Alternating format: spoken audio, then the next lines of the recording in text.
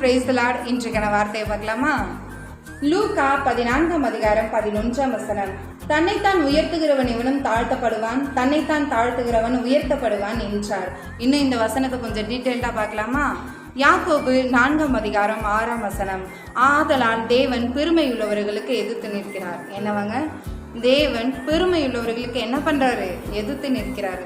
நம்ம லைஃப்பில் பெருமை மட்டும் இருந்துச்சுன்னு வச்சுக்கோங்களேன், நம்ம லைஃப் ஃபுல்லாக டேமேஜ்ங்க, ஃபுல் அண்ட் ஃபுல் வேஸ்ட்டு. ஏன்னா பாவத்துலேயும் ரொம்ப கொடூரமான ஒரு பாவம்னா அது பெருமை தான். தேவன் என்ன பண்ணுறாரு? தூக்கி இப்படி ஓரமாக வச்சுருவார் நம்மளை.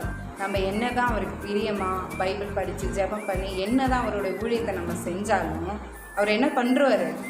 நம்மள்கிட்ட இருக்க மாட்டாருங்க.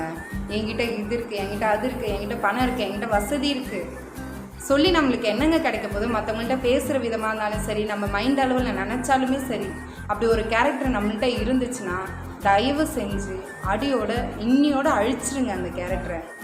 ஆண்டவர்கிட்ட நம்மளை போக விடாதுங்க அந்த கேரக்டரு.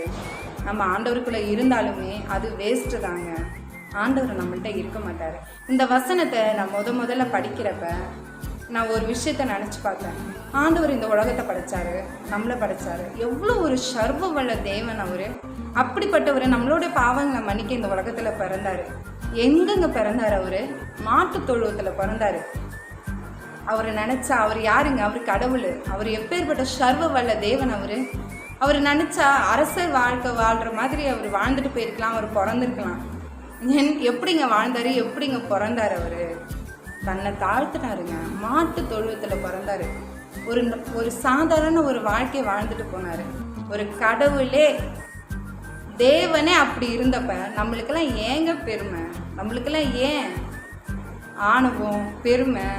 இதெல்லாம் தயவு செஞ்சு நம்மள்கிட்ட இருந்துச்சுன்னா விட்டுருங்க. இந்த வீடியோ கரண்ட்லி பார்க்குற எல்லாருக்குமே சொல்கிறேன், தயவு செஞ்சு அந்த கேரக்டரை விட்டுருங்க. ஆண்டவருக்கு அருவருப்பான ஒரு விஷயங்க அது. தேவன் பெருமை உள்ளவர்களுக்கு என்ன பண்ணுறாரு? எதிர்த்து நிற்கிறார். தன்னை உயர்த்துகிறவன் எவனும் தாழ்த்தப்படுவான், தன்னை தாழ்த்துகிறவன் உயர்த்தப்படுவான். அவரால் என்ன பண்ண முடியும்? கொடுக்கவும் முடியும், எடுக்கவும் முடியும். புரியுதாங்க?